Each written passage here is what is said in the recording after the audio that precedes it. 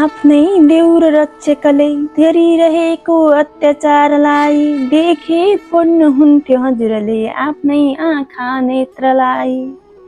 हजुरकै दरबारमा यहाँ हजुरकै अध्यक्षतामा हजुरकै सभा विषय यहाँ हजुरकै उपस्थितिमा हजुरकै पुत्र सन्तानले हजुरकै पुत्र वधुलाई गर्दैछन् सभा उपनग्न हजुरकै कुल वधुलाई।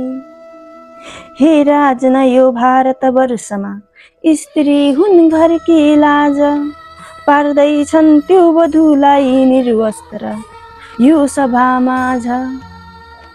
कान्छो देउर हुन् सन्तान सरी माता सरी हुने भाउजू माता सरी सम्मानित हुने यो सभा आज छ लज्जित म। माता सरी हुने यो सभामा आज म छु लज्जित। भारतवर्षको यो कालो दिन रोप्यौ बीज विनाशको पार्यौ लज्जित नारी अस्मितालाई शङ्ख घोष भो सखापको। श्रापित भइसक्यो सबै कलङ्कित यो सभा पनि कौरवको विनाशको बीज मन नगर्नु रोप्यौ आज भनी।